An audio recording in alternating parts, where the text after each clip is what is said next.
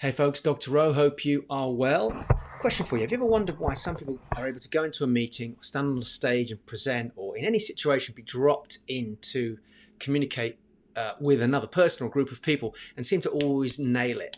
And over the years when I started speaking, I was trying to get to that nirvana situation where really when put in a position to have to explain, talk, present, I'll be able to very quickly process things and articulate. And this is about strategies of effective communication. So what I thought I'd do today is share with you 3 or 4 key things that I found to work really well. If you're sitting here and you're thinking about going into a meeting and you're not quite sure if you're going to get your message across, or if you found in the past you've struggled a little bit with getting your message across or getting a clear understanding between two parties, or standing on a stage in front of a whole audience and finding yourself drifting in different places and you haven't been that effective, I think you'll find this a very useful video. So let me pull up the key points I want to just raise with you. Bear with me. Okay, here we go. So if I just blow those up a little bit, hopefully this will help. Now, the first thing is and I talk a lot about this in my communication system. Those of you who've been following, you'll know one of the first components early in the whole of the system is having the right outcome. I want to come back and revisit that again, because remember, we're talking about strategies for effective communication. So one of the strategies is you go in with a very clear outcome, as opposed to some people will go in and they go, yeah, I want to get this achieved, I want to make sure I get this point across, I want to say this, I want them to do this, etc., etc. And it becomes about what I want, which is dangerous in its own right in any communication. But then added to that, there's too many choices. So the problem is, remember, we're talking about strategies for effective communication. To be effective, you want people to listen, hear what you're saying, understand, and vice versa. And both parties feel they've got something out of that communication, whether you're in an audience listening, taking notes, whether you're in a meeting, whether you're in a confrontation, because that's still a form of communication. You still need to get to an end result. So clear outcomes are essential. If you go in with a fuzzy idea in your head, if you've ever had that situation where people sat down and gone, what is it we want to do? What do we want to get out of this meeting? What's the result we're looking for? Oh, I'm not sure. Well, it'd be good if we get this. Yeah, that'd be quite good. There's no impact. There's no sense of gravitas behind the outcome. There has to be a really strong sense of outcome. And part of that is understanding the outcome of the other person. What is it they want from this interaction with you? You might say, well, but they're just a person turning up in an audience. Yeah, but they've still come with a view to experiencing something. In their mind, they'd like to get X, Y, and Z out of this being a participant at the presentation that you're giving. So outcomes to me are essential. Number 2 is the map. So mapping out the plan of what you're going to say is really important. So one thing is to have an outcome. Another thing is to be clear on what the key messages are. Remember, effective communication, strategies of effective communication, like what is a strategy that's going to get me from here to here in this conversation? How can I grab their attention? How can I keep them engaged? How can I get my point across?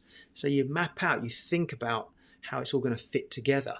And I think that's quite important from the point of view of just tying everything back to your outcome. My personal view is that when I'm sitting down to talk to somebody, if I've got an outcome over here, any conversation I have that takes me away and moves me away from getting that outcome means it's not going to be very effective. So the key strategy here is making sure your messages are aligned. You're mapping out your messages and aligning them to steer. All signs point to the outcome. Third thing, focus. Stay focused. Now you might think, well, these are all kind of overlapping, and that's correct. Remember, you want effective communication. That means we've got to narrow down. So be focused. What do I focus on, Dr. Rowe? Well, you focus on things like, for example, let me just move this out of the way so I can step back a little bit. Oh, that's not great, is it? Let's see if we can get that focus back in again. Is it coming? It's ironic, isn't it? The camera. Yes. Let me come out and back. I hope this is going to work. There we go. And I had to stay focused there with you. Now, that wasn't done deliberately. That just went out of focus, which is ironic, isn't it? So I need to make sure that I'm focused on the person that I'm communicating with. In this case, it's the camera, it's you. But if it was, and you can use the same approach, by the way, even live in front of an audience on Zoom. I want to focus on an individual. I want to focus on the group. I want to focus on the theme. If somebody's asked a question, I pick up the question. I remember my outcome. and I bring the question and the answer tied back to focus it on getting to my outcome. That's a big mistake a lot of people make, is that they tend to get excited by an engagement, they drift off over here, they drift off over there, they've got lots of passion going on, which is fantastic, but they lose the impact, the effectiveness, because they don't have a strategy to bring themselves back on point. Now, the way to do that is to simply do one or two things. Say, that's a great question, let me come back to that at the end. Or another thing you could do is say, that's a great question, that's probably more appropriate for another time. Or it could be that you say to them, let me swing that and weave it back into what you're doing. Or you just park it, you put aside.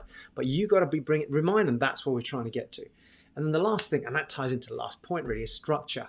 What is the structure of your talk, your presentation? How are you going to do this? Structure involves time. It involves the narrative, the messages. It involves the start, the middle, and the end. So how you're going to open, what's the content, and then how you're going to close it off. And then the last part of the structure is, what is the follow-up from that? What is it you're going to do? If you're selling something, what are you going to offer them? Do they need to come to a website, take a product, take a brochure, take a flyer? So all this leads to a really effective form of communication. Hopefully that was useful. I will sign off and see you on the next post.